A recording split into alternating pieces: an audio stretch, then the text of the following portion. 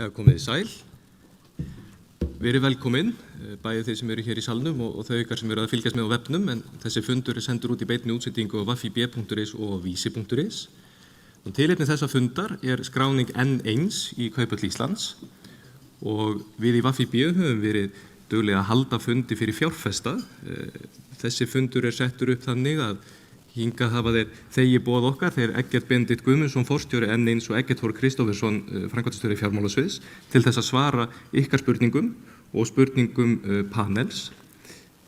Ég vil benda þeim sem eru bæði hér í salnum og eru með snjallsíma og eins þeim sem eru að fylgjast með á netinu að þið getið sendt okkur inn spurningar, bæði með því að senda okkur tölvupósta á fundarstjóri@wafib.is og á Twitter með auðkenninu N1 útboð eða utbot.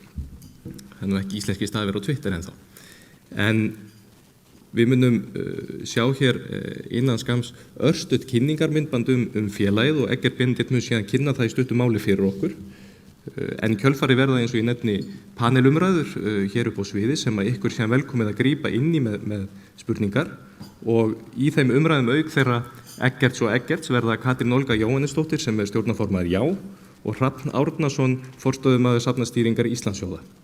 Vignir Þór Sverrisson sem ætlaði að vera með okkur í dag lenti því miður í litlu íþróttaslýsi þannig að hann getur ekki verið með okkur í dag en við sendum honum bara bestu kveðjur. Ég ætlaði að byrja á að renna í örstuttu máli yfir fyrirkomulag útboðsins en við myndum væntanlega með þetta nú í huga við ræðum það eins betur í og allar nánari upplýsingar eru inn á islandsbanki.is. Útboði hefst á morgun og Wafib mun aðstoða fjárfesta við þátttöku í útboðinu. Í stuttu máli eins og ég nefni að þá útboðinu skipti í 2 hluta og það hefst á morgun 7. desember, stendur frá klukkan 10 í fyrramálið, á laugardag, sunnudag og til klukkan 4 á mánudaginn. Tilboðsbók A, það fyrir helmingur útboðsins eða fyrri hluti útboðsins þá fyrir upphæðir að markaðsverði 100.000 upp í 10 milljónir króna og þar skilgreint verðbil sem 13,5 til 15,3. Í tilboðsbók B tekið við tilboðum umfram 10 milljónir markaðsvirði og þar ekki skilgreint verðbil heldur einungis gólf sem þá 15,3. Ég ætlaði ekki að hafa mörg fleiri orðum fyrirkomulagið þessu ef einhverja spurningar vakna þá endilega spyrjiði en eins og ég nefni öll svona smáatriði að finna inn á islandsbanki.is og ráðgjafar í eigna- og lífeyrisþjónustu Wafib svara öllum spurningum á wafib@wafib.is og í síma 440 4900 og þeir verða meira sem opið helgina ef einhverja spurningar vakna. Hér sjáum við dagsetningarnar. Lýsingin var birt núna 27. nóvember og þeir félagar hafi verið að kynna félagi fyrir fjárfestum síðan þá og verða, eins og Eggert Þór segir, útskrifaðir í dag, það svona síðasta mörgum kynningum og útboði hefst síðan á morgun, líkur á 9. þar sjá mánudaginn. Úthlutun hluta verður síðan 12. Það þá sem þið komist að því ef þið hafi sótt hluti eða þátttöku í útboðinu, hvernig niðurstaðan verður, hversu mikið hver og einn fær. 17. reikningur síðan greiddur og þetta tiltölulega einfalt fyrirkomulag. Við skráum okkur á vefnum, þetta inn á islandsbanki.is, skráum okkur fyrir hlutum þar og fáum síðan bara reikning í netbankan. Síðan fyrsti mögulegi viðskiptadagur 19. Þannig að þetta eru dagsetningarnar. En eins og ég nefndi að þá ætlar Eggert Benedikt Guðmundsson, forstjóri N1 að halda fyrir okkur stutta kynningu hér eftir smástund á félaginu, en ég ætla að byrja á að spila stutt kynningamyndband og svo tekur Eggert við. Takk fyrir. Hreyfing. Einfalt hugtak. Eða hvað? Til saga 2 heimspekinga sem deildu hvort hreyfing væri raunveruleiki. Annar þeirra hélt því fram að hreyfing væri ekki til. Hinn spekingurinn svaraði með því að koma sér af stað. Þannig sannaði hann mál sitt. Okkar mál. Fyrir okkur hreyfing raunveruleg, hluti af okkar daglega lífi. Án hreyfingar kyrrstaða. Án hreyfingar ekkert líf.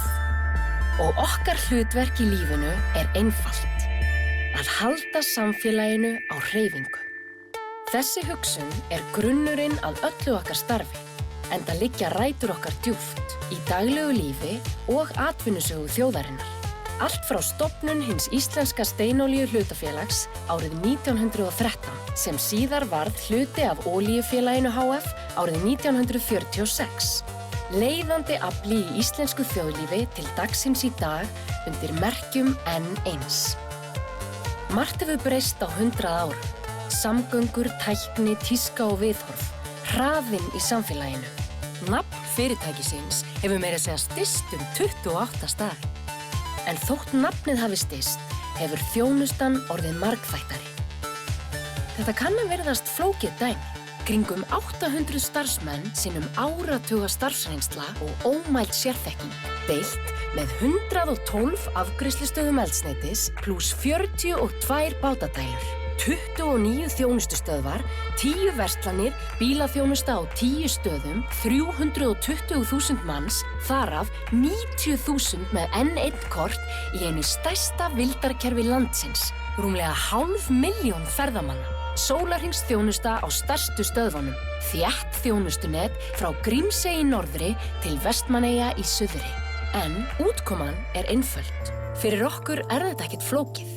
Við sjáum fólki á ferð og fyrirtækjum fyrir eldsneyti, rekstrarvörum, veitingum og afþreyingu með öflugu dreifikerfi, markvissu vöruúrvali og persónulegri þjónustu, svo að ferðin geti haldið áfram og gleði ríki í aftursætinu. Á leið blómstrandi sveitir þarf sterkt þjónustunet. Til að halda dampi á útgerðinni, koma farfuglum á milli staða og aftur á heimaslóðir, þarf góða samvinnu. Til að hafa allt sitt á hreinu og svo að allt gangi smurt, þarf traustar undirstöður á lager. Til að halda samfélagi á hreyfingu, þarf að flytja jákvæðan boðskap og hvetja til heilbrigðra lífshátta. Til að halda samfélaginu á hreyfingu þarf ótal margt að eiga sér stað. Sá staður er N1. Höldum samfélaginu á hreyfingu.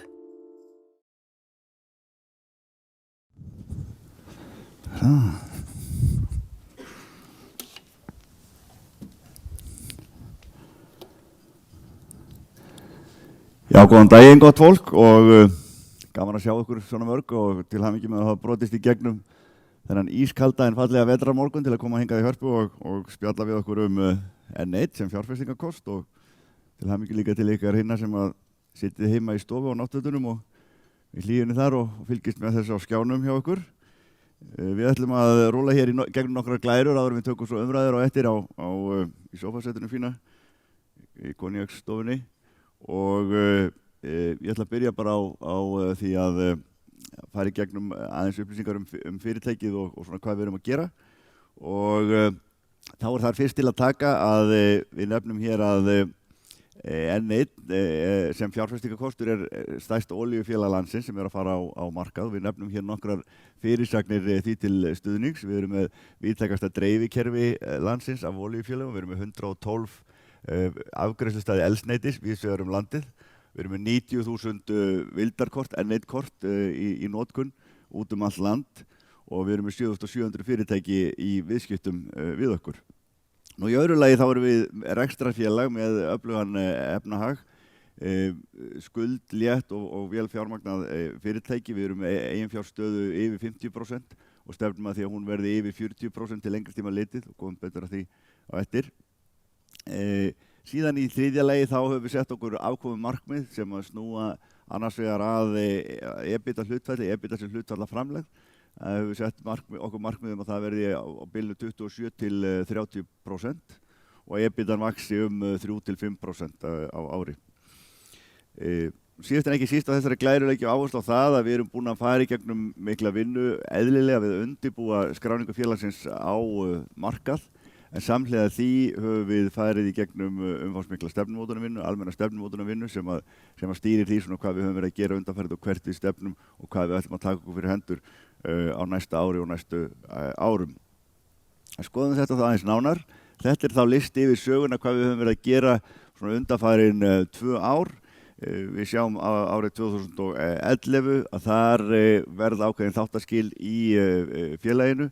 Fjárhagslegri endurskipulagningu lýkur, það verða breytingar á eignarhaldinu og það skilur við félagi í býsna góðu standi fjárhagslega og með hátt eiginfjár hlutfall.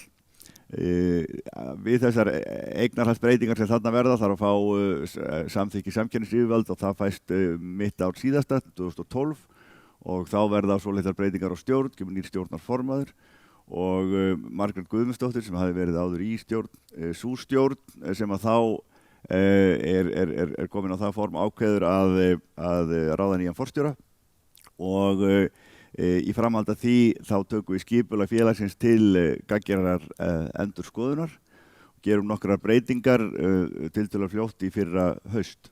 Ein þeirra sneri að því að breyta skipuriti félagsins og koma því betur á eftir. Síðan tókum við út 2 rekstrareiningar sem við töldum ekki vera hluta af okkar kjarnastarfsemi. Það var annars vegar bifhjólaverslunin Nitro sem við tókum út og seldum og hins vegar bílavarahluta þátturinn sem að við tókum út í sérstakt dótturfélag og endurvöktum hið gamalgróna vörumerki og nafn Bílanöst, skiptum því út í félag sem að var sérstakt Bílanöst og það var rekið sem dótturfélag enn eins frá síðustu áramótum. Þannig að það fór út úr okkar bókum fyrir allt þetta ár og þær tölur sem við skoðum hér eru yfir móðurfélagi bara, þannig að Bílanöst ekki inn í þeim fyrir árið 2013. Síðan enduðum við með því að selja Bílanöst í maí á þessu ári. En síðasti punkturinn sem ég nefni fyrir árið 2012 að við tókum verulega til í okkar vöruhúsarekstri og við sameinuðum 5 vöruhús á höfuðborgarsvæðinu í 1 vöruhús í Klettagörðum 13. Fylgir því mikil hagræðing fyrir okkur að vera með þetta allt saman á einum stað, auk þess sem við hýsum þar vöruhús lager Bílanösts í þessu sama húsi. En þá það á árinu 2013 í þriðja lagi, þar sjáum við að við höfum verið að vinna að undirbúningi þessara skráningar og það hefur náttúrulega verið umfangsmikil vinna eins og við vita hér. Við fórum í gegnum 3 ítarlegar áreiðanleika kannanir, skattalega, fjárhagslega og lagalega. Síðan var unnin mjög ítarleg skráningarlýsing sem allir eru náttúrulega búin að lesa ítarlega og síðan höfum við verið að undirbúa þessa kynningafélagin og þessa fjárfestafundi sem við höfum verið að fara í gegn núna undanfarna daga. Þannig að allur þessi pakki hefur verið unnin býsna ítarlega á þessu ári. Samhliða þessu höfum við unnið að býsna ítarlegri stefnumótun og umfangsmikilli stefnumótun sem við höfum unnið í samvinnu við nánast allt okkar starfsfólk, fórum víða land og funduðum með okkar fólki hringinn í kringum landið og funduðum náttúrulega með okkar viðskiptavinum og viðuðum að okkur ýmiss konar upplýsingum sem okkur töldum vera mikilvægar í þeirri vinnu og niðurstöðuna förum við yfir hér í stuttu máli á eftir. Þannig að á þessu stigi teljum við okkur vera komin á þann stað í sögunni ef við séum tilbúin til þess að fara á markað og tilbúin til þess að takast á við þau tækifæri sem að framtíðin ber í skauti sér og reiðubúin til að takast á við þau. Skoðum þá það sem að koma út úr stefnumótunarvinnunni okkar. Hér höfum við tekið saman á einni glæru heildar yfirlit yfir það sem að koma út úr þeirri vinnu og töldum það mikilvægt að það er hægt að sjá það þó að vinnan að sjálfsögðu væri allmiklu ítarlegri og í henni fælist mikið efni að það væri að taka saman á einn stað til að skýra stað fyrir hvað við stæðum, ekki síst gagnvart okkar starfsfólki, þannig að það væri ljóst hvað væri inni og hvað ekki. Og þetta gert undir fyrirsögninni Höldum samfélaginu á hreyfingu sem líka tema sem þið sáuð í myndbandinu hér áðan. Þá skilgreinum við fyrst hlutverk félagsins og það skilgreinum við út frá þessum 3 atriðum sem að þarna má sjá. Það annars vegar markhóparnir okkar sem að sjá fólki á ferð og fyrirtækjum og síðan tölum við um okkar þjónustuframboð sem eldsneyti, rekstrarvörur, veitingar og afþreying og síðan það sem við notum til þess að greina okkur frá í samkeppnin og notum til þess að takast á markaðinum og það er öflugt dreifikerfi, markvisst vöruval og persónuleg þjónusta. Þannig að hlutverk okkar er semst að sjá fólki á ferð og fyrirtækjum fyrir eldsneyti, rekstrarvörum, veitingum og afþreyingu með öflugu dreifikerfi, markvissu vöruvali og persónulegri þjónustu. Nú síðan skilgreindu við 3 gildi og ný gildi sem að stýra okkur í okkar daglega lífi og daglegu vinnu og það í fyrsta lagi virðing, leggjum áherslu á því á það að sýna öllum sem við eigum samskipti við virðingu, hvort sem það eru viðskiptavinir, starfsfólk, birgjar, samfélagið í heild sem og góðir stjórnarhættir og heilbrigð vinnubrögð, ekki síst verandi að fara núna á markað.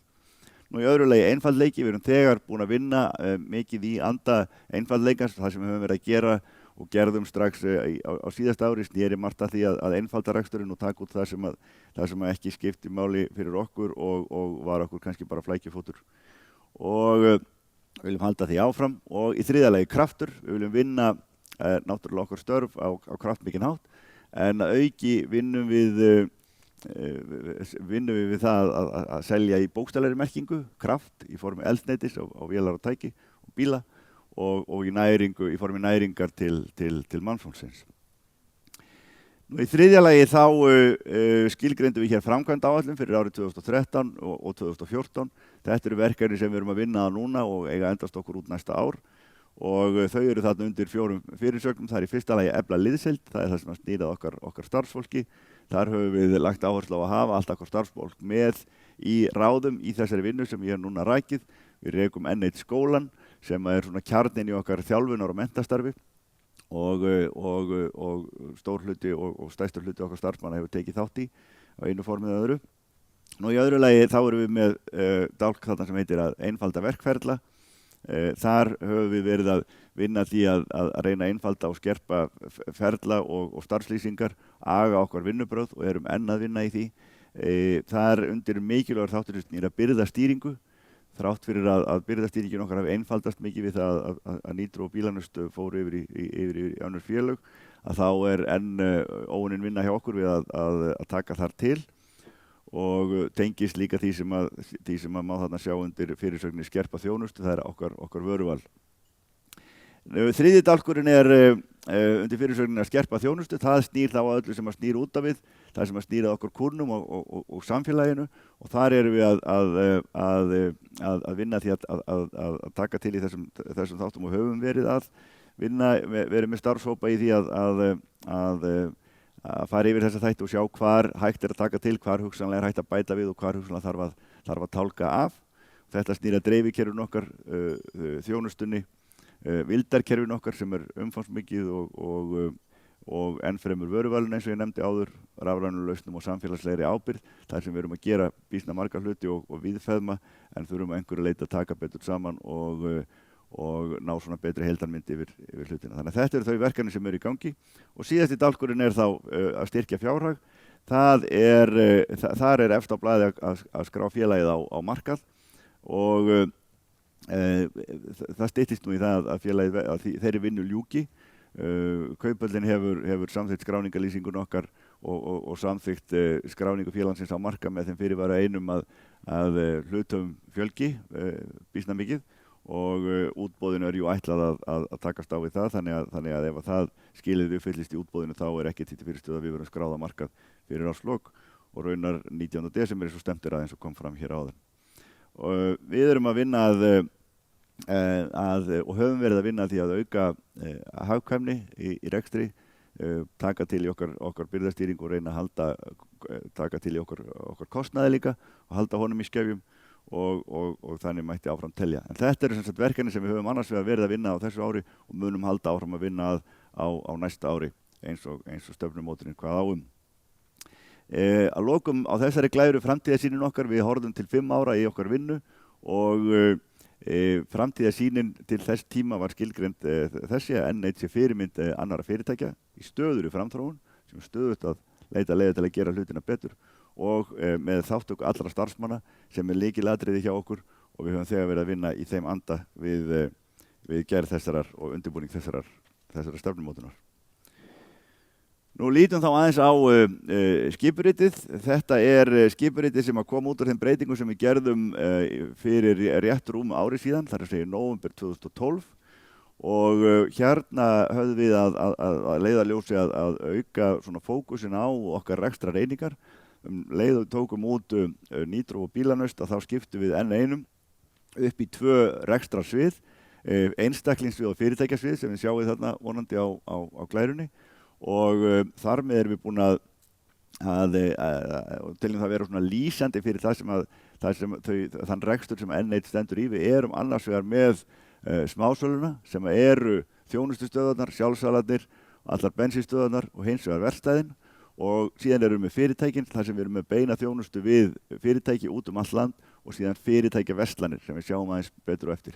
Þannig að hafi menn á einhverju stigi velst í vafa það fyrir hvað N1 stæði og hvers slags fyrirtæki N1 væri, þá ætti það vera orðið býsna skýrt að þetta eru þessi tveir kanalar sem við erum með, einstaklingarnir og fyrirtækin og það ætti að vera býsna skýrt og klárt hvað við erum að hugsa. Til hliðar við þessi tvö svið er fjármálasvið sem til viðbótar við hefðbundin verkefni fjármálasviðs heldur líka utan eldsneytis innkaup og vöruhúsarekstur sem eru gríðarlega umfangsmikil verkefni í slíku félagi eins og okkar og síðan erum við með starfsmannasvið sem auki heldur utan gæðamál og síðan erum við með markaðssvið. Þannig að þetta eru þessi 5 svið og framkvæmdastjórnin er þá skipuð 6 einstaklingum, 5 framkvæmdastjórum þessara sviða og forstjóra. Þá ætlum við að labba aðeins yfir starfsemi félagsins og við byrjum á því sem að snýra þjónustu og afgreiðslustöðum. Við erum með eins og áður sagði 112 afgreiðslustaði eldsneytis út allt land og það eru þá ýmist stórar þjónustustöðvar sem að bjóða upp á umfangsmikla þjónustu í vörum, mat og veitingum og ýmiss konar öðrum vörum og svo hins vegar eru þetta sjálfsafgreiðslustöðvar eða sjálfsalar sem eru staðsettir fyrir utan kannski verslanir af öðrum toga sem eru þá reknar af okkar umboðsmönnum á mismunandi hátt. Þannig að það kennir ýmis að grasa og við sjáum á kortinu þannig að landið býsna vel þakið af okkar útsölustöðum þannig að það er auðvelt að fara landið allt og ævinlega hægt að komast í þjónustu hjá N1. Ef við horfum þá á verkstæðin okkar, þau eru að mestu leyti samankomið hér á suðvesturhorninu eins og sjáum á þessu korti en þó er eitt öflugt verkstæði á Akureyri. Flestar þessara verkstæði sinna bæði hjólbaraþjónustu og smurþjónustu og einnig smærri viðgerðum af ýmsu tagi. Þannig að þetta eru fjölhæf verkstæði og mjög öflug og þau eru öll vottuð af samkvæmt gæðakerfi Michelin. Við erum með umboð fyrir Michelin dekk og fulltrúar Michelin erlendis frá koma og votta þessi verkstæði þannig að þetta eru gæðaverkstæði og afar traust. Og síðan í þriðja lagi erum við hér með fyrirtækjaþjónustuna og við sinnum fyrirtækjum út allt land beint. Stærstu kúnnahóparnir eru sjávarútvegur, flug, verktakar, flutningafyrirtæki bæði fyrir fólk og vörur, bændur, stóriða, ýmiss konar önnur iðnfyrirtæki og svo framvegis. Og þessu sinnum við sem sagt beint með þjónustu frá okkar höfuðstöðum og okkar vöruhúsum. En við erum líka með bátadælur út allt land sem að sjást hér með rauðum merkjum hringinn í kringum landið í nánast hverju einustu höfn.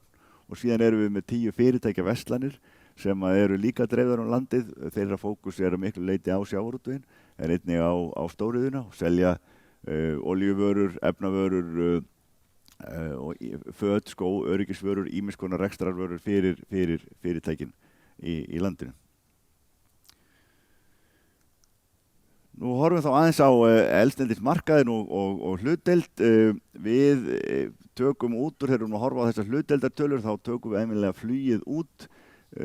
Það er vegna þess að fluginu fylgir mikið magn og ekki kannski jafn öflug afkoma eins og Magni segir til Þannig að það myndi blása út okkar hlutdeildartölur og óeðlilegan hátt að hafa þær inni. Þannig að við horfum á þessar tölur án flugsins og þar eru við með heildar markaðshlutdeild í kringum 38%, sveiflast ofurlítið á milli ára og síðan erum við með aðra mynd þarna sem sýnir hlutdeild okkar bara í bensíni sem er svona hrein bílategund og þar sjáum við að við erum með hlutdeild í kringum 31–32%. Nú þá ætlum við að skoða hér aðeins lykiltölur úr rekstri. Hérna erum við með lykiltölur úr 9 mánaða uppgjörun okkar fyrir 9 mánaða uppgjörun 2013.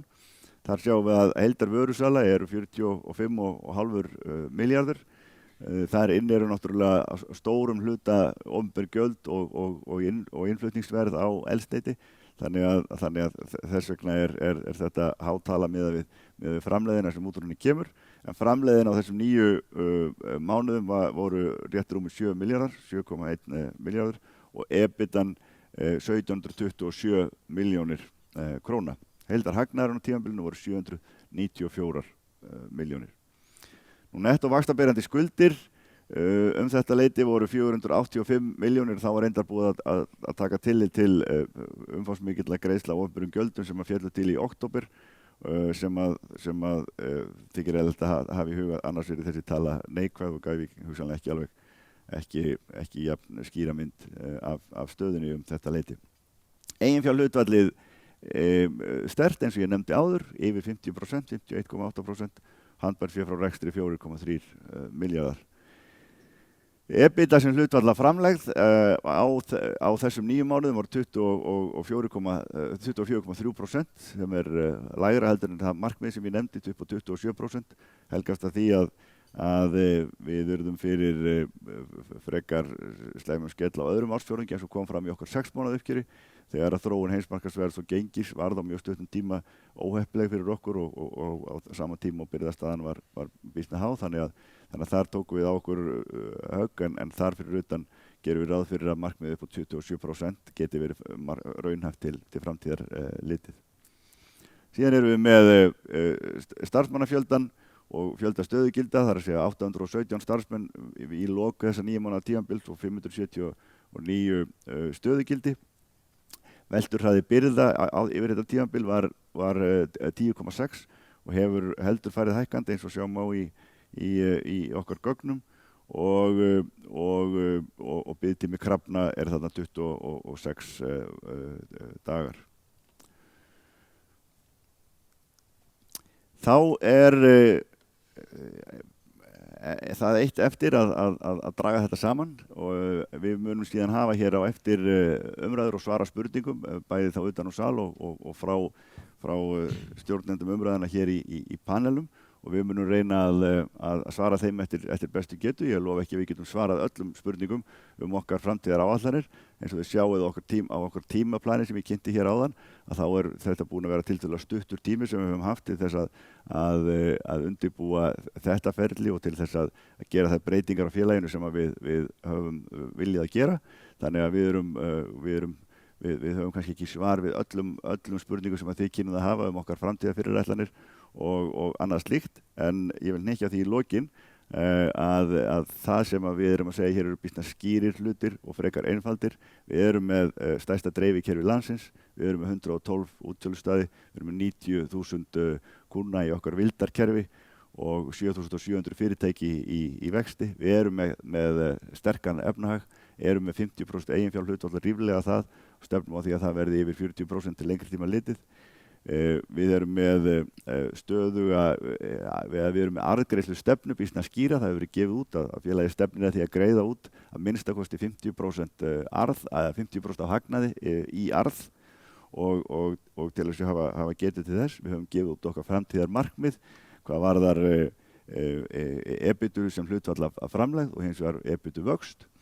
Og síðast en ekki síst, þá höfum við unnið undirbúningin að þessari skráningu af kostgæfni og mjög ítarlega, unnið ítarlega stefnumótunarvinnu á þessu ári sem að sjálfsögðu heldur áfram og verður endurskoðað áfram til framtíðar.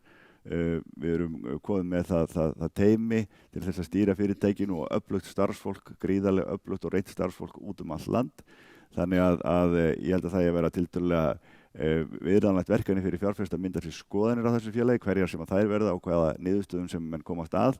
Þá held ég að við höfum gert okkar til þess að gera verkefni skýrt og auðskiljanlegt og þannig að það verið auðvelt fyrir fjárfesta að taka afstöðu til félagsins á þessu stigi og það að vera ljóst að félagið tilbúið núna á þessum tímapunkti til þess að fara á markað og takast á við verkefni framtíðarinnar sem skráð félag á markaði. Takk.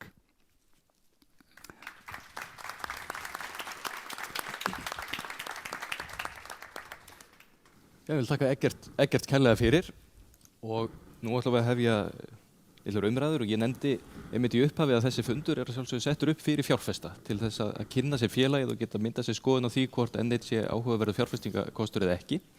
Og við munum hér spjalla eins upp á sviðin. Ég vil hvetja ykkur til að taka líka þátt. Þið sem eruð í salnum, það eru míkrófónar sem að þið getið þá náð athygli þeirra sem standa hér með míkrófóna. Þið sem eru heima eða þið sem að vilja kannski senda okkur nafnlausar spurningar í gegnum snjallsíman ykkar, að þá ekkert mál að gera það inn á fundarstjóri@vafib.is eða á Twitter með auðkennu N1 útboð. Áttaði mig síðan á því ég gleymdi að kynna mig áðan. Ég heiti Björn Berg og er deildarstjóri fræðslu og viðskiptaþróunar VAFIB og ég verð fundarstjóri hér í dag. Ég ætlaði að byrja á að kannski varpa spurningu til hans Hrafns og Hrafn Árnason er hér sem fulltrúi fjárfesta miklu leyti eins og reyndar flestir hér í salnum líka en Hrafn stýrir fer fyrir safnastýringu Íslandssjóða og tiltölulega kannski opin spurning til að byrja með en hver þú að leita að þegar fyrirtæki fer á markað og þú ert að meta hvort fyrirtæki sé áhugaverður fjárfestingakostur svona í tiltölulega stuttu máli? Já, það er bara ef það er hlutabréf þá kaupum við það. En svona án gríns að þá eins og markaðurinn hefur búið að vera þá sjáum við alltaf fyrst og fremst það sem við erum að leita arðsemi og það því að fyrirtæki þurfa náttúrulega alltaf að skila tölum. Það þurfa alltaf að delivera tölum að lokum. Við sjáum það eru 2 fyrirtæki sem hafa lækkað á árinu, öll hinn hafa hækkað. Og þau 2 fyrirtæki sem hafa lækkað á árinu annars vegar Fjarskipti og hins vegar Marel. Og bæði þau 2 fyrirtæki voru náttúrulega valda vonbrigðum með sínum uppgjörum. Þannig að augljóslega þetta alltaf, þó getur myndað spenna í kringum útboð, við sjáum hvernig útboðin hafa farið, að það gengið mjög vel. En hins vegar hafa fyrirtæki náttúrulega verið að skila arðsemi í kjölfarið sem hafa haldið við verðið. Þannig að sjálfsögðu það alltaf rekstur sem skiptir máli að lokum. Katrín, ég sáttu við þetta, já. Katrín Olga, ef ég kannski spyrði varðandi skráningu vegna þess að það eru mörg stór og myndarleg og góð fyrirtæki sem hafa ekki séð ástæðu til þess að skrá sig á markað. Og stundum talað það að ástæðu fyrir skráningu sé kannski fyrst og fremst fyrir eigendur vegna þess að þeir geta þó komið hlutum sínum í verð. En hvaða áhrif telur þú ef einhver að skráning hafi á rekstur fyrirtækis? Nú þessi ég held að skráning skilir náttúrulega fyrst og fremst gagnvart svona innan fyrirtækisins það að þetta skilar aga. Það verður meiri agi í rekstrinum. Þú þarft að vanda þig og ég held að það sé það sem að skráning skili inn á við, alveg klárlega. Hvort að sjálfsögðu náttúrulega gott að fá ný fyrirtæki inn í kauphöllina og alveg eins og Hrafn sagði, bara kaupa það eða hlutabréf. En ég held að það sé það sem að skráning skila fyrst og fremst. Það er ægin og þú veist að það er fylgst með þér og þú veist að þú þarft að vanda þig og hafa sýn. Þannig að það er það sem ég sé svona sem skráning skilar. Þannig að kröfur frá fjárfestum kannski aukast eftir því sem þeim fjölgar og getur verið að það breytist á einhver leyti líka. Við höfum tekið eftir því að þau fyrirtæki sem hafa tekið upp að skrá sig núna undanförnu, Vís, TM, Hagar til dæmis, eru fyrirtæki sem eru ólík þeim sem skráðu sig fyrir hrun, að þeir litum til að þetta eru arðgreiðslufélög. Og nú var Eggert einmitt að tala um það, að það stæði til að greiða kannski minnst okkur 50% hagnaðar í arð. Er þetta einhver ný krafa frá fjárfestum sem að einhver ákveðin breyting í hegðun fjárfesta? Já, klárlega það. Ég held að fjárfestar náttúrulega vilji fá eitthvað fyrir það að fjárfesti fyrirtækjunum, þannig að mér finnst þetta mjög jákvæð þróun þetta sé að fara í þessa átt og ég held líka að alveg eins og Hrafn sagði, við höfum séð það náttúrulega í kauphöllinni núna að eins og ég horfi svolítið á þetta með hvernig markaðurinn var áður, það sem allt hækkaði hvort sem það var komið jákvæðar fréttir eða neikvæðar. Að mér finnst það allavega að markaðurinn virðist vera svona heilbrigðari núna að það er þá brugðist við þegar að það koma bæði jákvæðar og neikvæðar fréttir sem að mér finnst mjög ánægilegt og ég vissum að Páll Harðarson er sammála með það. Akkurat. Ef ég kannski varpa á þessari spurningu til þín Eggert Benedikt, hvaða áhrif hefur þessi skráning á N1? Það er að segja ekki hluthafa en eins núverandi hluthafa sem eru þá, það er Framtakssjóður Íslands og Íslandsbanki sem eru að selja sinn hlut núna eða hluta sínum hlut, Framtakssjóðurinn. Hefur þetta mikil áhrif á reksturinn? Og ég held að það sé rétt sem Katrín Olga segir, þetta náttúrulega eykur kröfur aga í rekstri fyrirtækja og síðasta félag sem ég vann hjá Hobby Grandi var nú á markaði alla tíð þannig að maður vandist í þar að reka félag á markaði. Raunar hefur N1 verið, það var í rauninni hluti af því sem var ákveðið í endurskipulagningu 2011 sem ég minntist á þannig að það bæri að reka félagið nánast eins og það væri á markaði, þannig að við höfum verið að birta til dæmis ársfjórðungslega uppgjör og slíka hluti, þannig að við höfum smá saman verið að svona vinda okkur upp í þann gír að hafa okkur eins og skráð félag. Auðvitað koma náttúrulega allar formreglurnar núna, innherjalistatnir og þetta allt saman sem að þarf að halda vel utanum og regluvarsla með því að þegar menn eru orðnir formlega skráð félag, en við höfum verið að hafa okkur þannig að eins og við værum skráð félag. Og það fylgir því ákveðin ægi og ákveðið svona skipulag sem ég held að sé bara til bóta og þannig að grundvallaratriðum held ég að það sé nú hverju félagi bara hollt og gott og svona kostir umfram annað að vera skráð á markað. Það fylgir þessu auðvitað mikið skriffinnska og mikið utanumhald og margt af hlutum sem manni finnst vera svona frekar óþarfir svona í dagsins önn en hérna ég held í heildina sé þá sé þetta nú meira til gags en bölvunar. Já. Akkurat. Hrafn, þú hefur svolítið skoðað reksturinn á félaginu.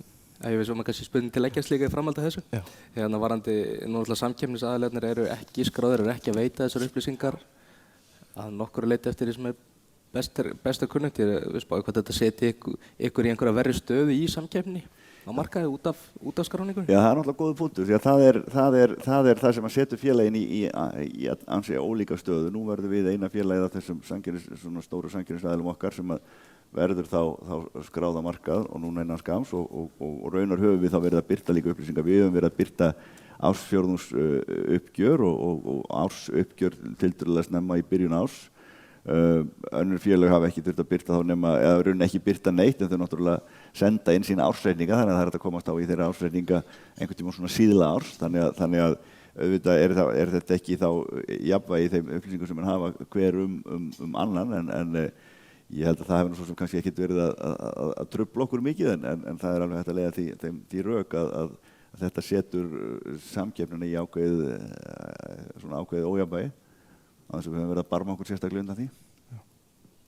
Kannski ef ég varpa aftur spurningu til Hrafns, við komum svo ekki til Þór og eftir, hann ætlar að fara yfir ekstra tölur aðeins eftir en hefur þú einhverja áhyggjur af því Hrafn að Nú hefur verið svolítið sérstaklega umræða á Íslandi þessa tvo markaði, First North markað og síðan aðalistan og hversu lítil fyrirtæki í rauninni geta verið til þess að það sé almennilegt og nægt flot á bréfum þeirra.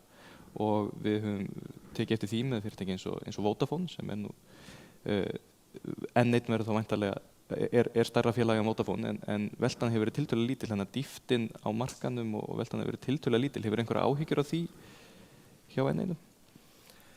Í sjálfu sér ekki, þó að þetta sé lítill hluti sem seldur náttúrulega í byrjun þá sér maður að fjárfestingarsjóð FSI á ennþá 21% sem maður gerir nú ráð fyrir að losni frekar fyrr heldur en seinna.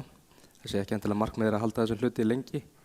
En svo náttúrulega eðli sín eru hlutabréf langtíma fjárfesting og menn eru náttúrulega ekki að vera að horfa á hlutabréf sem fjárfestingu til 1, 2 eða 3 mánaða, þannig að maður sér það að stóru fjárfestarnir sem fara inn í félögin eru náttúrulega að horfa á þetta til lengri tíma. Bara eins og við horfum á þetta sjálf og þá eru náttúrulega ekki að horfa að geta kannski selt félögin, það þurfa alltaf að vera, seljanleikin þurfa alltaf að vera gríðarlegur en það þarf að vera til staðar, þess vegna er náttúrulega viðskiptavatn með hlutabréf líka mjög mikilvægt og já, þetta kannski svara svona í stuttu máli.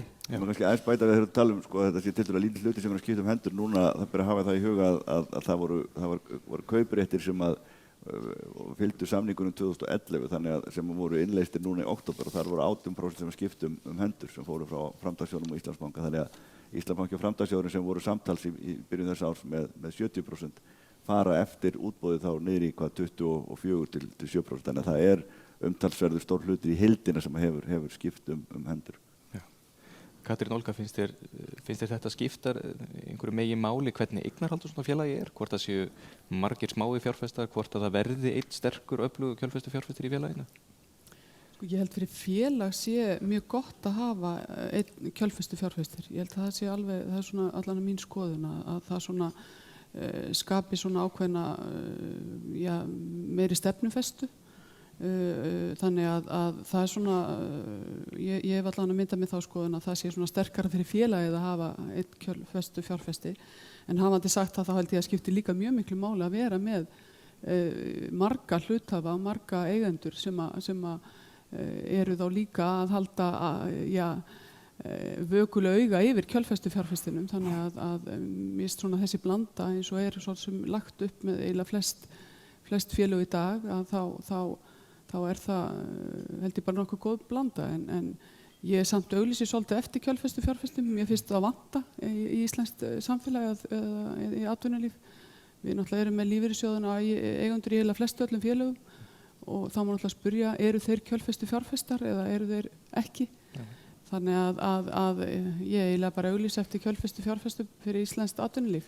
Þú ert þá að tala að þú viljir stóran fjárfesta sem þá virkur í stjórn. Já. Ekki með hlutlausa stjórnarmenn. Já, akkurat. Nú eins og ég nefndi þá getið þið sendt okkur spurningar, bæði kallað á þá sem að halda hér á mikrofónum eða senda okkur spurningar á fundarstjóri@vafib.is eða með N1 útboðin á Twitter, og við höfum fengið spurningar þangað. Það var einmitt Hörður Kristjánsson var að spyrja okkur með tölvupósti sem að senda okkur á fundarstjóri@vafib.is. Hann var að spyrja hver ávöxtunarkrafa á fjárfestingu miðað við uppgefið gengi í skráningunni. Erum við komið svona í kannski tæknilegri hliðar á þessu? Hvort að þetta sé eitthvað sem þið þekkið? Megum við svara á Twitter líka það? Já, heldur þið hafið slík. Við tókum ekki ákvörðun gengið sko, þannig að Nei. við höfum ekki svarið við Þú eru fjárfestarna frekar að svara því? Já, akkurat. Og því miður þá er ekki upplýsingar það hér, en það er spurning hvort að einhverjar slíkar upplýsingar séu þá að finna í verðmætum. En þau eru nú ekki gerð opinber, það er nú vandamáli með greiningar í dag, að verðmætur eru ekki gerð opinber. En ef við kannski færum okkur aðeins yfir í rekstur félagsins, þá hefur Hrafn svolítið stúderað það, lykiltölur. Já, ef við sáum eins og markmiðum EBITDA-framlegð 27-30% eins og kemur fram í kynningunni. Sögulega séð hefur félagið ekki verið að ná þessari framlegð nema kannski í eitt skipti. Og kannski spurningið svona hvað hefur breyst. Ég hef ákveðna grunnsendir hversan það er, en á geta að fá það staðfest. Þetta virðist vera svolítið bratt svona með fortíðina. Nei, sko, ef þú skoðar reksturinn frá 2006, þá var félagið að leigja fasteignir sínar. Ef þú tekur leigugreiðslurnar í burtu, þá er félagið með nálagt 27%. Og við höfum breytt félaginu með því að selja bílanaust og losa okkur við mótíhóla businessin. Og teljum okkur með betra félag sem að geti náðu þessum markmiðum og þessi raunhæf markmið. Þannig að til að bera þetta saman, þessi samanburður hæft að vera einlega að horfa á að taka tillit til leigugreiðslna á fasteignum sem að þeir eru búin að breyta fyrirkomlega. Þeir náttúrulega breytuð, þeir saminuðu þarna byrðastöð, eða að kannski fara aðeins út í bara það breytingar kannski nánari á fasteignum sem við gerðum. Það er líka með mjög áhugaverða ávöxtunarkröfu til þeirra. Við vorum með í fyrra haust þá vorum við með vöruhúsarekstur á nokkrum stöðum, vorum náttúrulega með stórt vöruhús á Bílsöðu 9, þar sem stóra N1 verslunin var og bílanestverslunin er núna. Síðan vorum við með vöruhús á fleiri stöðum, vorum með dekkin, voru gemt í Holtagörðum og víðar, þannig að það með því að taka í notkun vöruhúsið í Klettagörðum 13 þá færum við allan vöruhúsreksturinn þangað og raunar bílaneslagerinn líka því að við hýsum lagerinn þar fyrir bílanest og þetta er náttúrulega mikil hagræðing. Settum þannig upp svona röðunarturna sem eru svona róbótar, þannig að þetta felur í sér mikla hagræðingu utanum hald og svona kostnað í rekstri, þannig að þetta út af fyrir sig er að skila okkur hagræðingu. Það er myndið svolítið verið að maður sér í þessum óopinberu greiningum að þá meðal annars verið að skoða hverju samanburði við Haga, þannig að það verið reynst erfitt að fá einhvern alþjóðlegan samanburð. En menn eru að horfa á kannski samanburði borið við Haga sem fjárfestingarkost, svona eins og retail, svona eitthvað retail ígildi. Það er kannski það sem er ólíkt, maður sé það sem er alltaf ólíkt með ykkur og höfum er að þið eigi eiginlega allar fasteignirnar nema skrifstofuna.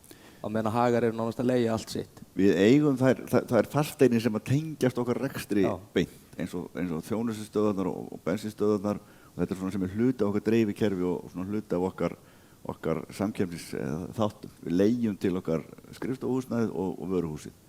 Og það eru bara svona almennt húsnæði sem að gæti verið á Dalveginum og gæti verið einhverstaðar annars staðar líka, þannig að það er ekki svona lykilatriði í okkar rekstri, það er atriði bara hvernig það hentar og hversu mikið það kostar. En það er rétt sem að segja með samanburðin, það er erfitt að finna samanburð við fyrirtæki erlendis, það eru ekki kannski mörg fyrirtæki sem eru í algjörlega sambærilegum rekstri og þar að leiðandi er það, þó að sé talað hérna olíufélög og þá náttúrulega er ljóst að við erum náttúrulega dreifingafélag og félag erlendi sem eru í að dreifa eldsneyti eru þá oft tengd einhverjum öðrum hlutum, einhvers konar tenging við olíuvinnslu eða eitthvað slíkt, þannig að eða einhver aðra rekstrarþætti, þannig að það hefur reynst erfitt að finna algjörlega sambærileg félag erlendis. Þið ætla ekki að taka þátt í olíuvinnslu á Drekasvæðinu? Aldrei sé aldrei. Varðandi stöðvarnar, og þess að mynda nefna á hann, þá fengum við fyrirspurn hérna frá Elías Guðmundsssyni á tölvupósti. Hann segir fjöldi sjálfsafgreiðslustöðva land allt greinilega styrkleiki hjá ykkur. Nú mikið sjálfsafgreiðslustöðum að úreldast vegna aldurs og dýrt að endurnýja. Hver stefna ykkar í þeim málum? Verða þeim fækkað eða stefnt á endurnýjun á þessum afgreiðslustöðum?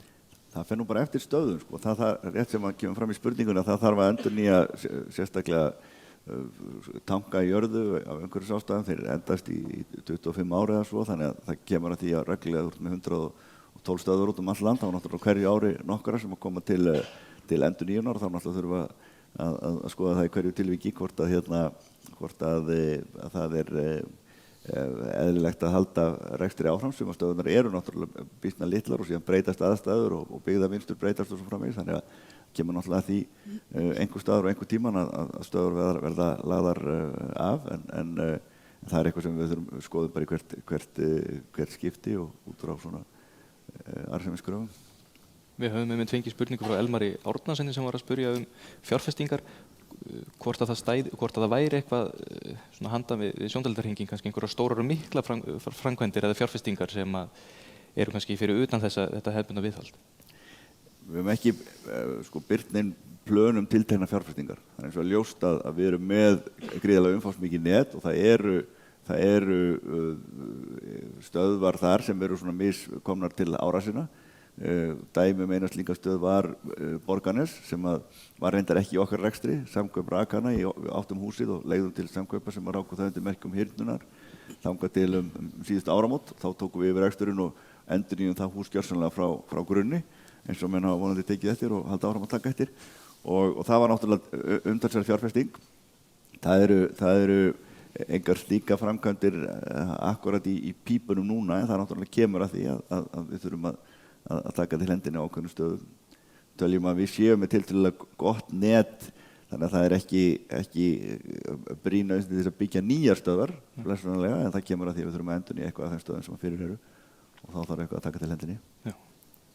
Einhverjar breytingar á eðli stöðva vegna þess að einn af ykkar samkeppnisaðilum, Atlansolía, er með, ég veit ekki hvað það eru 6 eða 7 starfsmenn í öllu fyrirtækinu, þeir eru ekki með starfsmenn á sínum stöðum. Er þetta, hver haldið að þróunin verði? Erum við að fara að sjá fleiri, eru starfsmennum að fara að fækka sem vinna í kringu þessa stöðu? Við erum náttúrulega bæði með mannleysastöðvar og mannaðarstöðvar, þannig að fólk hefur þar val og það gildir bæði á höfuðborgarsvæðinu og út land en við náttúrulega leggjum áherslu á það að bjóða líka upp á þjónustustöðvar þar sem fólk getur fengið umfangsmikla þjónustu og veitingar og matvöru og vörur fyrir bílana og svo framvegis. Þannig að það er engin stefna í gangi varðandi það að þið sjáið að einhverja breytinga verði á þessu og þið ætlið ykkur að fara frekar í afgreiðslustöðvar eða Við ætlum að halda þessum báðum kostum klárlega lifandi og öflugum. Akkurat. Ef við færum okkur aðeins yfir í samkeppnisumhverfið, þá langaði mig að spyrja þig, Katrín, þú hefur svolítið fjallað til dæmis á fjármálaþingi í Íslandsbanka og ættir nú að tekla mjög góða tölu þar varðandi samkeppni á íslensku markaði, vegna þess að íslensku markaður er tiltölulega lítill, en samt er ákveðið þak sett á hversu stór fyrirtæki geta verið í samanburði við önnur á sama markaði. Telur þú að þetta sé hamlandi fyrir fyrirtæki þá eins og N1? Nú eru þetta er stærsta íslensku olíufyrirtæki, þeir eru með 38% markaðshlutdeild eins og þeir nefndu fyrir utan flugvélaeldsneyti. Er það hamlandi ef maður sæi til dæmis að það væri hagkvæmni fólkin í aukinni stærri en þeir gætu hugsanlega ekki stækka vegna samkeppnissjónarmiða? Ég lyftist nú öll upp í sætinu því ég fæði að tala samkeppnismál, þetta er mér alveg mikið hjartasmál að því það sem ég hef svona lagt áherslu í þeim málefnum finnst mér að við þurfum aðeins að víkka svona út okkar svona sjóndeildarhring hvernig við horfum á samkeppnisumhverfið og alveg eins og ég sagði í þarna á fjármálaþingi þá var ég að vekja athygli á því umhverfið sem er varðandi til dæmis erlend fyrirtæki sem eru með rekstur hérna eins og bæði hjá eða eru hér á svæðinu eins og til dæmis Google hjá okkur hjá og og Norwegian hjá Icelandair og Netflix sem er hérna í keppni við 365 og ég held að sé nú kannski erfitt að taka eitthvað gegnum netið, allavega olíuna en þá, þannig að við þurfum nú að sjá hvernig það gerist í framtíðinni. En þannig að mér finnst við þurfum að víkka okkur og mér langar svolítið að taka það líka á þessu markaði og velta fyrir mér, við erum með McKinsey-skýrsluna, þar sem að það er talað að innlend þjónusta sé innlendu þjónustugeirinn sé mjög óhagkvæmur og þá náttúrulega veltir maður fyrir sér, ég meina hvað gerirðu þegar þú ert með óhagkvæman geira, þá þarftu náttúrulega að fara í samþjöppun, það er ein leið og hún fær hjá olíufélögunum, ég meina við erum náttúrulega með 3 olíufélög og ég get alveg spurt mig, þurfum við 3 olíufélög?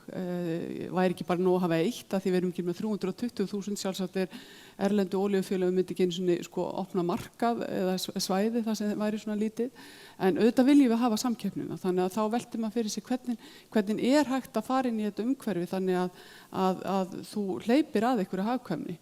Og mér finnst eiginlega, ég kalla svolítið eftir, alveg eins og ég kalla eftir að fjármálaþingi að stjórnvöld fara að vinna með fyrirtækjum í að opna hugan og náttúrulega byrjuð að gera það, Samkeppnisstofnun farin að eiga samtal við fyrirtæki og halda námskeið fyrir þau og það ákveðið vinn í gangi með viðskiptaráði og ráðherra og Samkeppnisstofnun.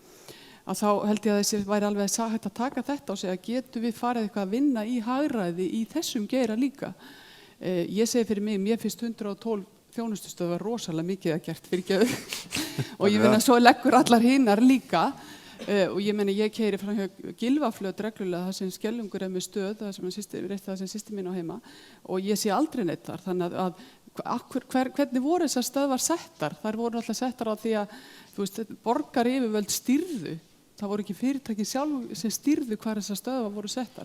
Þannig að það sem ég myndi vilja sjá ákveðið samtal þessara fyrirtækja við borgaryfirvöld, við samkeppnisyfirvöld einhverja leiðir sem að væri hægt að taka á þessari svona sjálfbyggðu óhagkvæmni sem í þessum geira. Þannig að það svona mín sýn á þetta og ég alveg til í að taka fullt af hugafliði með ef einhver óskar þess. Ekkert. Jú, svona almennt séð held ég að þetta sé klárlega eitt af stóru verkefnum og það þó maður sé ekki eldri en þetta, þá maður býsna langri umræðum það að það sé alltaf mikið af bensínstöðum á Íslandi. Það hefur nánast verið tema bara undanfarna áratugi og síðan kemur McKinsey-skýrsla sem Katrín Olga bendir á og vitnar í núna. Ef það einn lærdóm að draga út af þeirri skýrslu þá finnst mér það vera að það allt of mikið af bæði fólki og fermetrum í innlendri þjónustu og opinbera geiranum sem þarf að flytjast smám saman yfir í gjaldeyrisskapandi greinar. Það svona kannski eitt megin temað í þessu. Og olíudreifingin náttúrulega engin undantekning frá þessu. Þannig að það hlýtur að vera verkefni og þetta augljóst og þetta hafa menn kannski vitað lengi.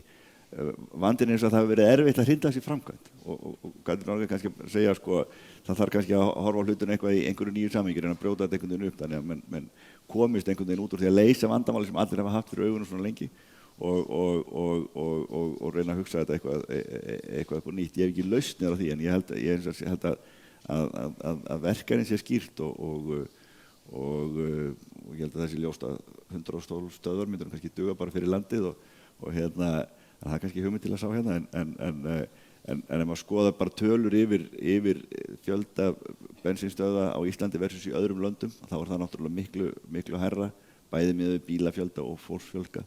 Þannig að þetta bara svona greiningin sem liggur fyrir og klár og skýr og verkefnið en lausnirnar hafa vafist fyrir mönnum í áratugi og við þurfum bara að halda áfram að reyna að finna út úr þessu. En þá vil ég aðeins fá að spyrja ykkur út í samspil arðgreiðslna sem þú varst að tala og síðan samkeppnismála varðandi það að ætlið að greiða svona mikinn arð vegna þess að þið megið ekki stækka? Já, við megum náttúrulega stækka en það náttúrulega... Yrði það eitthvað vandamál varðandi, við sáum félag koma markaðina fyrir nokkur síðan, Haga, sem að væntanlega þurfa að greiða svona mikinn arð vegna þess að þeir einfaldlega bara megið ekki stækka. Ef þeir myndu stækka mikið þá væntanlega myndu samkeppnisyfirvöld grípa inn í. Hafið þið fengið Hefur einhver sagt ykkur svona að þið megið nú ekki vera mikið stærri? Ég held að það hins vegar náttúrulega á eldsneytismarkaðurinn hins vegar tiltölulega stöðugur og fer ekki mikið vaxandi ef flugið tekið frá og þá er heildarsala eldsneytis samkvæmt spám orkuspárnefndar svona tiltölulega flöt kurva og á markaði sem í tiltölulega fastri stærð að þar vita við náttúrulega það er ekkert auðhlaupið að því að vaxa í þeim geira. Við náttúrulega erum á öðrum greinum líka, við seljum mikið af öðrum vörum sem ekki eldsneyti og framleiðin af eldsneyti versus framleiðin af öðrum vörum skiptist svona nokkurn veginn til helminga þannig að þar höfum við náttúrulega vaxtartækifæri en ég held að við getum hvað samkeppnismál varðar alveg vaxið og en við hins vegar og tölurnar sýna það, við náttúrulega hlupum mjög hratt yfir og nefndum hér fáar tölur en ef við skoða kynningun í heild eins og liggur fyrir á netinu, við tala nú ekki að lesa alla skráningarlýsinguna sem einhverju munum nú sennilega gera, að þá munum við sjá að fjárhagsstaðan bara þannig að við teljum að það sé raunhæft að greiða út arð. Akkurat. Við vorum að fá spurningu á tölvupósti frá Jóni Árna sem að spyrja það er spurning hvort að það sé Eggert Þór sem að svara þessu. Ef reksturinn gengi betur en rekstraráætlunin gera ráð fyrir, er þá í forgangi að hraða endurgreiðsluferli skulda sem nú 20 ár samkvæmt útboðslýsingu?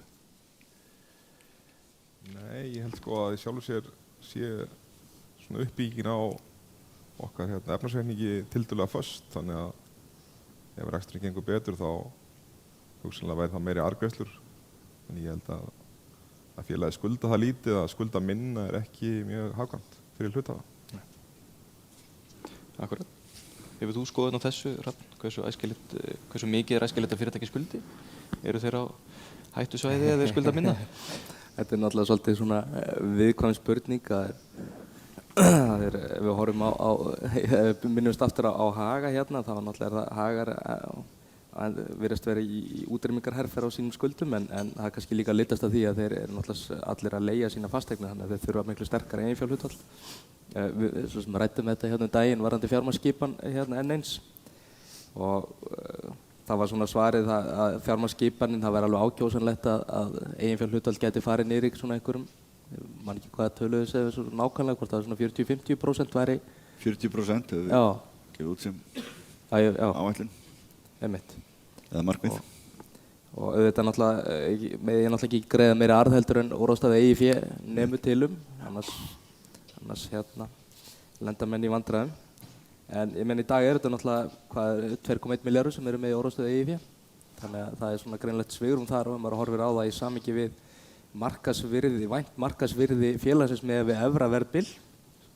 Þá er þetta 13% af markaðsvirðinu sem eru sem getur verið greitt út sem arður.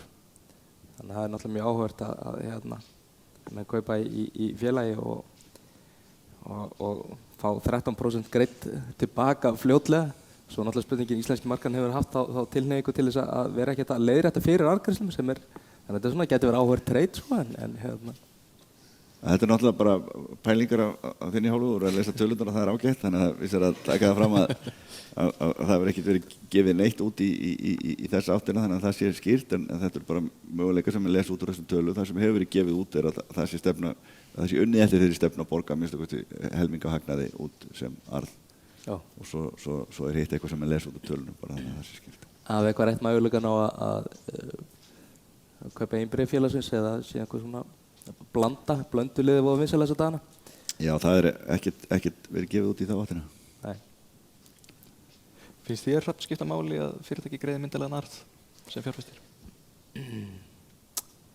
Þetta er náttúrulega fyrir eftir hvað hatt maður er með á sér sko, sem vandamálið náttúrulega með það að í sjálfu sér náttúrulega mjög mikið af peningum að elta að fá að fjárfestingarkosti og það er ekkert allir, ef þú fær arð þá þarf það náttúrulega að gera eitthvað við hann og eins og við sjáum að eins og þrátt fyrir þetta sé náttúrulega frum útboð félagsins á markað að þeir sem eru að selja eins og Framtakssjóðurinn og Íslandsbanki vissulega fá þeir greitt fyrir þann hlut sem að þeir selja.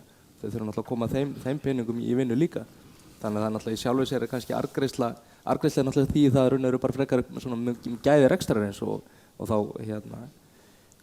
hvað ég segja fyrir félag sem ekki í örum vexti eins og ég með örugglega fullir að NHC svona vaxtatækifærin ekki gríðarleg, frekar væri meira svona rekstrarhagræðing og svona góður rekstur og þá væri náttúrulega góð arðgreiðslustefna klárlega hvað sem myndi sýna að þetta væri gott rekstrarfyrirtæki ef það geti skilað góðum arðgreiðslum til hluthafa. Það spurning úr sal, Óttar Guðjónsson.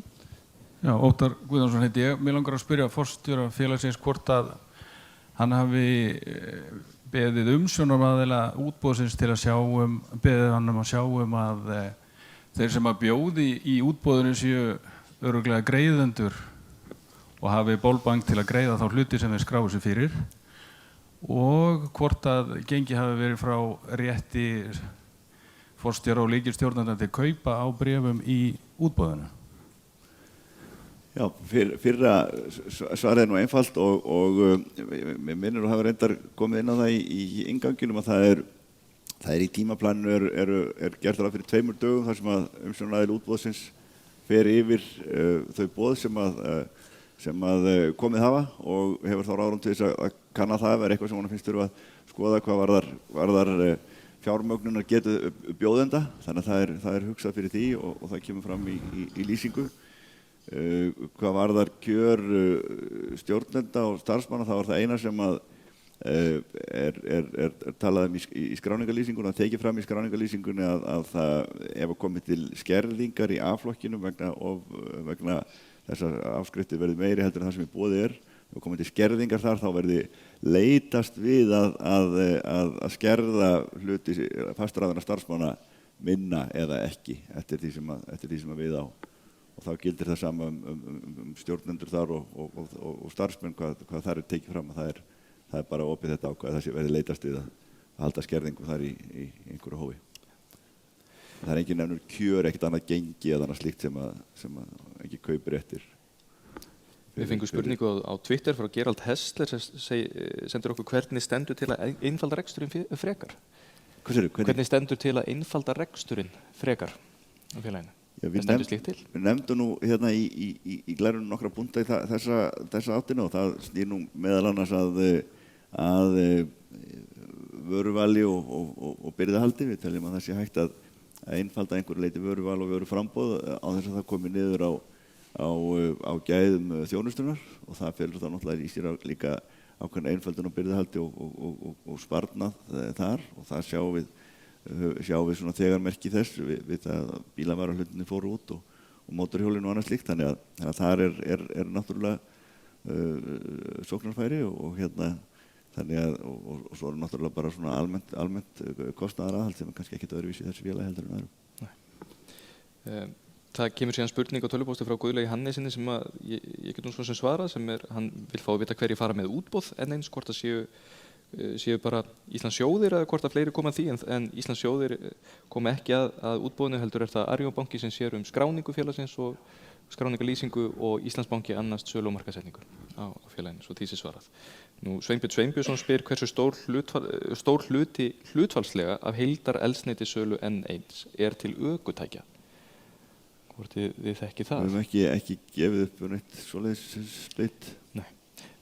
Önnur spurning sem ég heyrði nú síðustu dögum frá samstarfsmanni er einhver ákveðin viðskiptavinur eða nokkrir ákveðin viðskiptavinur mjög stór hluti af ykkar viðskiptum?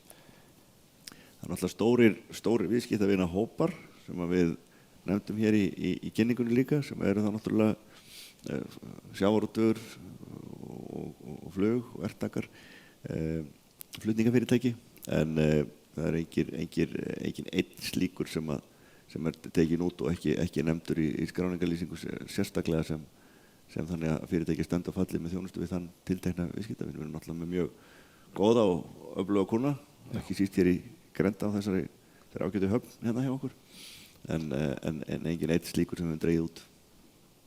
Akkurat. Við höfum fengið spurningar og vissum að margir sem að hugsa eldsneyti og bensínstöðvar og svo framvegis að hugsa aðra orkugjafa og slíkt. Það er væntanlega spurning sem þið hefur líka fengið undanförnum dögum, undanförnum árum hvort að eitthvað standi til. Gísli Halldórsson spyr á Twitter Hann segir það væri gaman að vita hvort að félagi hafi hafið einhverja undirbúningsvinnu fyrir þróun á neyslumynstri á eldsneyti. Það er að segja, þið eru náttúrulega dreifingaraðili þannig að það er kannski hæpið að þið séu sjálfur með rannsóknarstöðvar og séu að vinna að cold fusion eða einhverju sjálfur en þið eru væntanlega þá eitthvað að hugsa að innan einhvers tíma geti neyslumynstri svolítið breyst. Annað sem hefur verið bent á er að bílafloti Íslendinga er mjög gamall og við endurnýjun þá væntanlega minnkar bensínneysla mjög mikið. Og samhliða því að þá gæti annars konar neysla þá aukist á móti rafmagn og metan og vetni eða hvað það er.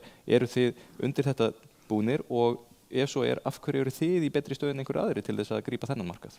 Já, við höfum verið að vinna á mjög mörgum sviðum á þessu sviði undanfarin ár. Við höfum verið frumkvöðlar í sölu á metani og seljum metan upp á stöðun okkur á bílstöð 2 sem við fáum frá Sorpu og kemur í gegnum rör þangað beint, rör sem Orkuveitan á. Og þar höfum við verið að selja metan og erum að selja metan enn.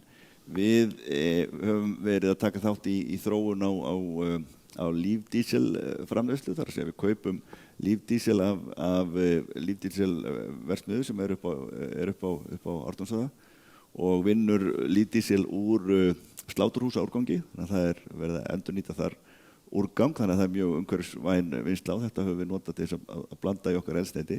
Það reyndar ekki duga til, þannig að við höfum verið að flytja inn lífdísel líka sem við seljum í okkar biodísel blöndu og síðan erum við náttúrulega bara að fylgjast með því sem er að gerast á öðrum sviðum. Það er ljóst að það eru breytingar og þróun á mjög mörgum stöðum. Það er til viðbótar það sem ég þegar nefnt að þá er verið að ræða vetnisbíla og rafmagnsbíla og svo framvegis og við bara fylgjumst með þessari þróun og reynum að svona greina hvernig við getum tekið þátt í henni og nýtt okkur dreifikerfi til að þjónusta hvaða neyslumynstur sem að verður svo ofan á endanum.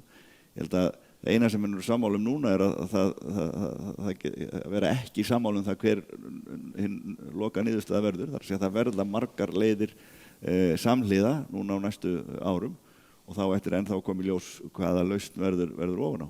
En við erum náttúrulega með þetta öfluga dreifikerfi út allar jarðir og hérna eins og Katrín Olga bent á réttilega á hana þá erum við ennþá ekki farin að senda eldsneyti á milli staða á stafrænu formi. Þannig að hvað sem verður ofan á þá erum við með dreifikerfið okkar klár til að sinna þeim þörfum. Sjáu þið þetta sem einhverja meira áttar ógn? Það er að segja ógnun að það hlýtur að vera mjög dýrt að vera að vinna í þessu öllu saman og að taka þátt í öllu mögulegu og ætla síðan að sjá til hvað verður ofan á. Teljið þið þetta, eru það reikna með því að bensínneysla fari? Þið náttúrulega eru það að vísa í einhverja skýrslu frá Orkustofnuninni það ekki en þið hljótið hafi ykkur eigin hugmyndur það líka? Jú, þetta er náttúrulega einhver leyti ógn en líka er þetta bara tækifæri til þess að svona hugsa aðeins fram í tíman og þó við höfum ekki, við tók það sérstaklega fram að við höfum ekki að kynna neina áþreifanlega hluti á þessu sviði, þá er þetta náttúrulega bara eitthvað sem við fylgjumst með og reynum að greina hvernig þetta við getum nýtt þetta okkur kunnum til gagns. Nú við fengum spurningu frá Jónasi Birgisson á tölvupósti sem spyr hver markaðshlutdeild ykkar sé í sölu á flugvélaeldsneyti þegar einmitt birtu tölunar án flugvélaeldsneytis og hver framleiðin sé þar. Hvort þið birtið þær? Já, sko, markaðshlutdeildin okkar þar er náttúrulega býsna há.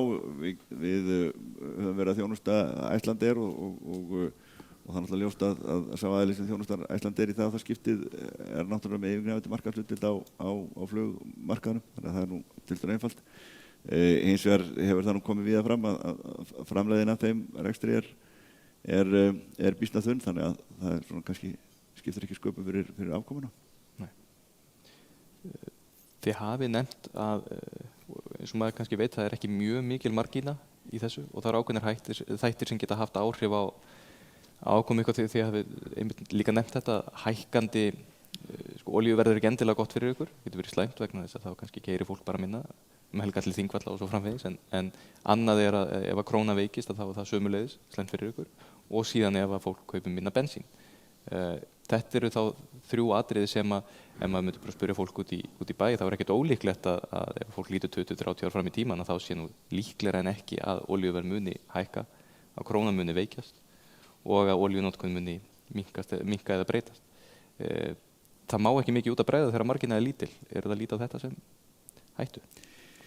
Já, klárlega, og það náttúrulega það sem margir halda að það var hátt olíuverð er slæmt fyrir okkur, þannig að olíuverð hins vegar hefur verið að sveiflast býsna lítið undanfarin ár. Það var komið í kringum þessa $1.000 bensín og dísel á heimsmarkaði fyrir hrun, síðan hrundið það í hruninu býsna skart og síðan í kringum 2011 og svo að það var að komið aftur upp í þessa $1.000 og hefur verið að sveiflast í kringum þá undanfari. Þannig að það hefur ekki verið stórar sveiflur, þó að það séu náttúrulega alltaf þessar daglegu sveiflur sem við erum að elta í okkar verði á þjónustustöðunum. En það gjörsamlega ómögulegt fyrir okkur að spá fyrir hvert þetta fer til lengri tíma litið og menn hafa nú reynt á og farið oft flatt á því að reyna að spá fyrir olíuverð til langstíma framöndan. Það ræðst af svo mörgum breytum, bæði skynsamlegum og óskynsamlegum að það er eiginlega alveg útilokað að ætla að reyna það en það eru þá einhverju hlutir sem menn verða að takast á við þegar því kemur og bara reyna að vera undir það búnir. Það verðum ekki minna einn svona sérstakar viðbragðs á allinni hvað gerist ef að bensinni fer í $1.200 á morgun en hérna þetta eru bara hlutir sem menn hafa augun á. En kannski fyrir utan olíuverð þá bætist kannski við gengis á þetta til viðbótar ofan á þetta. Já. Kannski eitthvað sem maður geti satt okkur aðeins meirum. Já, við höfum náttúrulega ekki enga leið til að spá fyrir gengið. Gengið hefur náttúrulega líka verið tiltölulega stöðugt undanfarin ár, enda krónan í höftum og svona kannski lítið sem að við erum náttúrulega það er náttúrulega áhættu þáttur okkar efnahagsliðum, íslenska krónan og sveiflur á henni, til dæmis á kröfum okkar frá því að þær eru gefnar út þá til að þær eru greiddar og þar erum við með tiltekna varnir í okkar daglega rekstri en ef við erum að horfa á svona þróun til lengri tíma litið hvað verður þá svo sem kannski lítið hægt það að segja, menn við erum bara að horfa á það þegar það kemur. Þú talaður hérna kröfurnar að sá biðtími krafna að vera kringum 26 dagar. Já.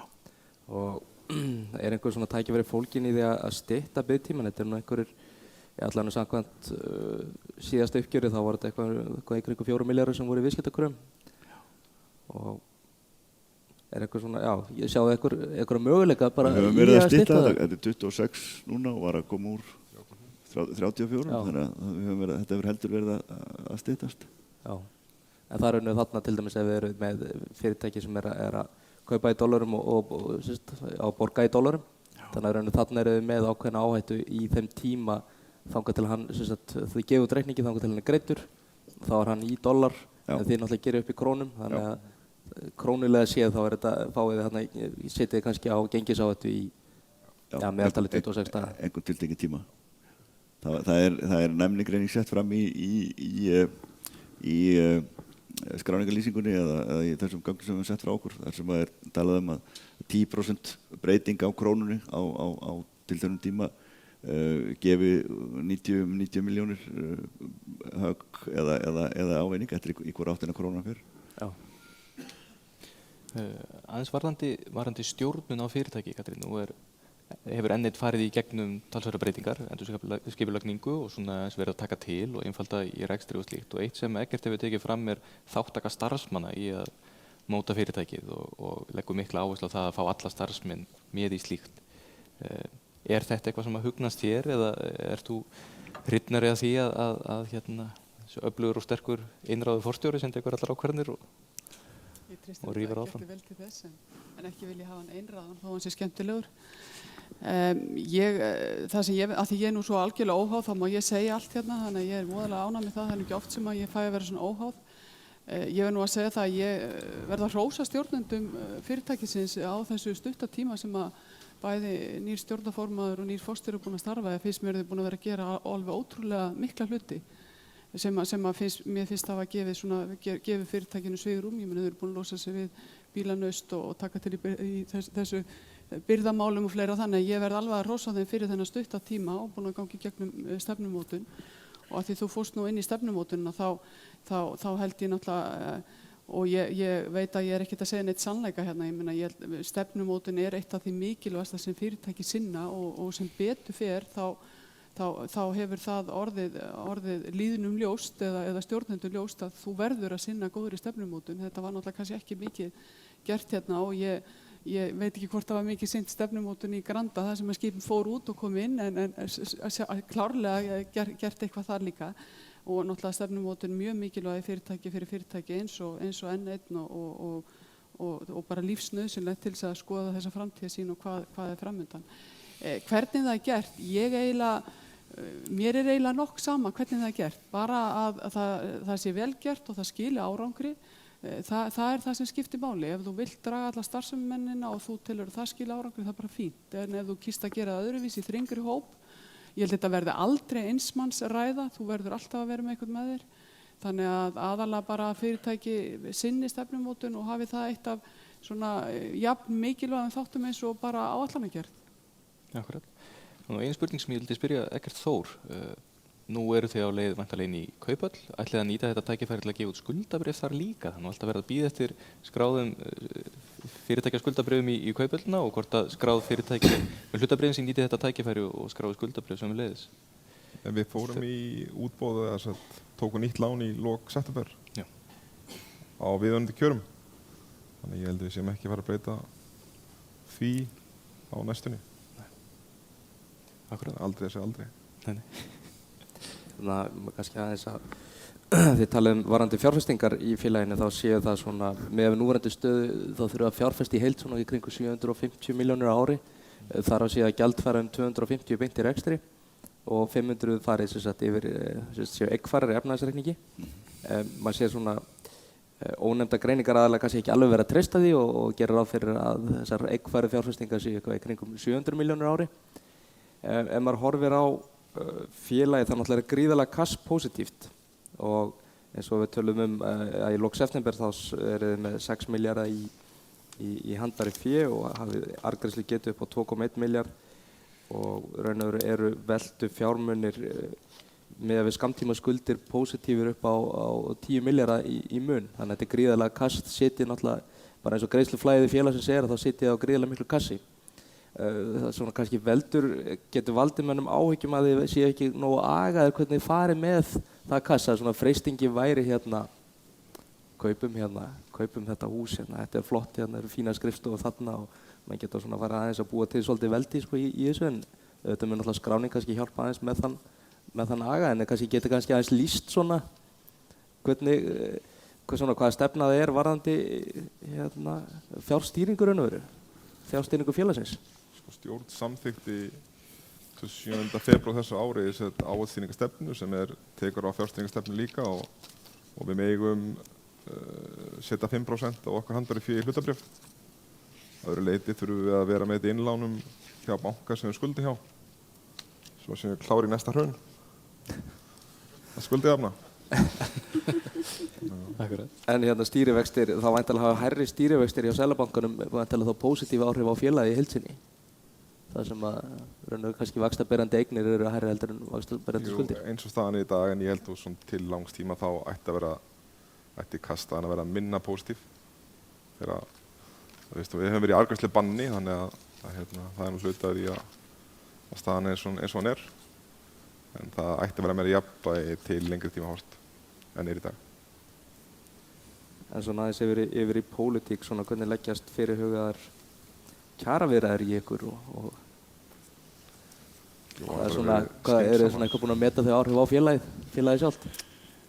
Það væri nú kannski, það er óstöðan að fara landsfyririnn þá umræða hér og efni í langa fundi sem hafa verið haldnir og munu verið haldnir en það er náttúrulega bara okkar ósk eins og allra sem að málunum koma að menn veiti þær skynsemi og yfirvegun og reyni að láta svona hérna undirliggjandi verðmæta aukningu stýra gerðum en það er náttúrulega ljóst að launakostnaður hjá okkur er stærsti kostnaðarliðurinn og þannig að hvað sem að þar gerist mun náttúrulega hafa áhrif á okkar launakostnað klárlega þannig að við náttúrulega bara fylgjumst með því en við sjáum hvað setur. Spurninga varandi eignarhluti ykkar í öðrum félögum. Nú eru þið í olíudreifingu sem ég heima hafi. Er það eitthvað sem að vegna þess að olíufélögin þegar menn heyra að tala um olíufélögin þannig að þá er nú oft talað samkeppnismál og verið að hafa ágjör að einhverju slíku og nú eru þið að reka í samvinnu við annað olíufélagi eða þið eigið þetta saman með öðru olíufélagi. Það eitthvað sem við þurfum að hafa áhyggjur af varðandi samkeppnismál? Já, þú leiðréttir nú sjálfur sko að við rekum það ekki, þar að segja. Við eigum 60% í olíudreifingu á móti 40% olísá og við komum þar ekkert að daglegum rekstri. Það eru 4 stjórnarmenn þar sem að stýra félaginu og þeir eru óháðir okkur, eigendunum, og félagið bara reikið með sinni arðsemisstefnu og arðsemiskröfu, þannig að það er reikið sem algjörlega óháð félagið. Það er hins vegar náttúrulega stór hluti af okkar virðiskeðju, þannig okkar efnislegu virðiskeðju, þar að segja að dreifa öllu eldsneyti fyrir okkur og þannig að það er náttúrulega bara mikilvægur hlekkur í okkar rekstri og það eru þessar þannig að það er ákveðin hagræðing svo sem að felst í því að geta verið með sameiginlegt kerfi fyrir þessi 2 olíufélög. Og haldið þið að þetta fái að standa svona óhaggað? Það veit maður svo aldrei.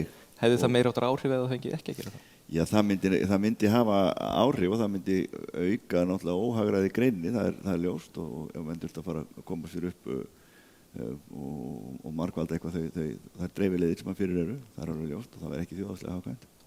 Annað fyrirtæki sem, já, fyrirgefðu. Ef ég má kannski aðeins grípa inn í þarna, því mér finnst svona kannski hverjir hættan að þetta gerist, það er náttúrulega núna sem er líka jákvætt teikn að það var náttúrulega verið að leyfa Nova og Vodafone að reka saman fjarskiptakerfi, þannig að maður svona veltir einmitt fyrir sér hvort að það eigi þá að verði ekki áfram, það verði erfiðara kannski fyrir samkeppnisyfirvöld að taka þessa starfsemi sem er búin að vera. Það er svona spurning sem er svona innleggi í málið að það er þá allan að komið ykkur fleiri sem eru farin að reka saman kerfi. Akkurat, en þið eigi líka hlut í fyrirtæki Malex Supply í Danmörku. Hvað gerir þetta félag og hversun eru þið með félag í útlöndum? Hyggið á einhverja landvinninga út í heimi? Já, það er náttúrulega hlýtur á því að koma því að menn fara að hefja öflug útráð hér í olíufélögum í öðrum löndum. Nei, öðru nær. Þetta er félag sem að kom inn í N1 við, eða var hluti af N1 og sérstaklega við endurskipulagningu 2011. Þetta er danskt olíufélag sem að þjónusta fyrst og næst sjávarútveginn í Norðurhöfum, bæði í höfnum og út á hafi.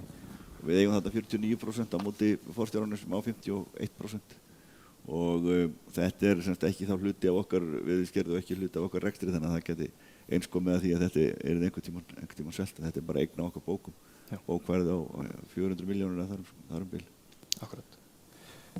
Ég minn ykkur á að það er velkomið að vekja athygli þeirra sem eru hér í salnum með mikrofóna eða þeir eru með spurningu. Það er ein spurning hér framalega sömuleiðis.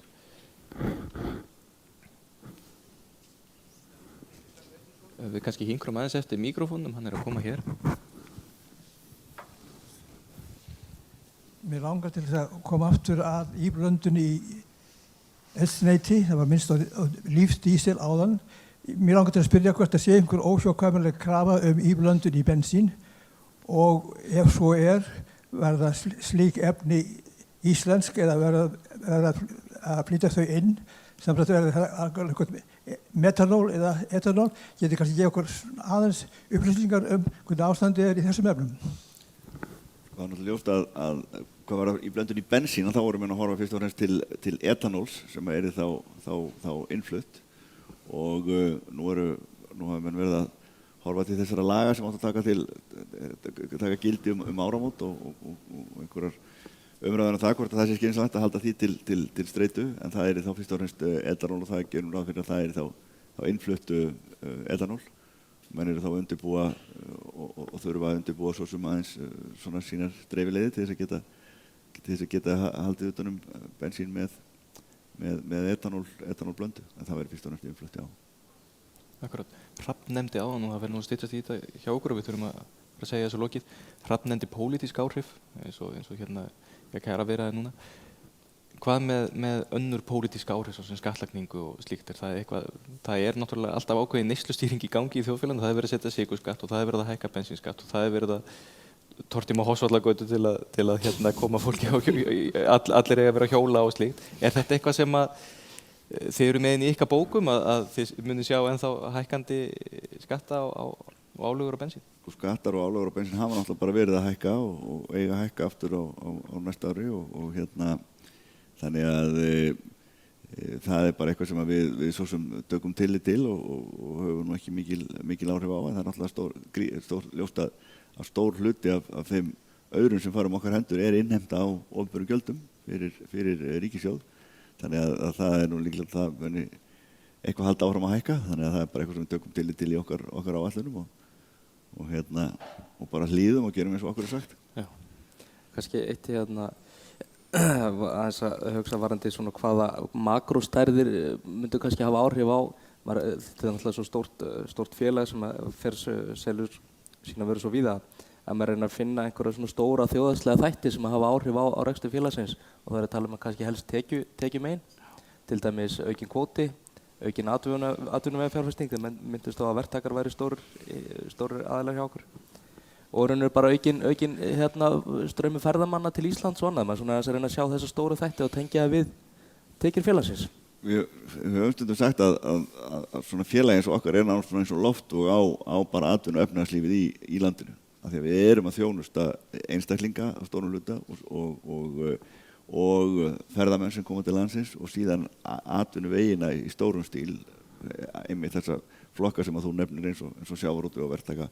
Og það er náttúrulega ljóst að allar þessar uppgangur í öllum þessum greinum hefur áhrif á okkur.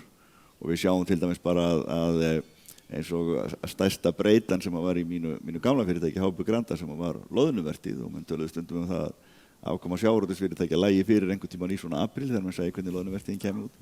Að sú breyta skila sér inn í reikningarnir hjá okkur, því að það er náttúrulega býsna mikið meira sem er nýtt af olíu á góðri loðnuvertíð en lítilli. Þannig að ég held að allar þessar breytur meira og minna skili sér inn til okkar, þó að sé kannski í mismunandi mæli.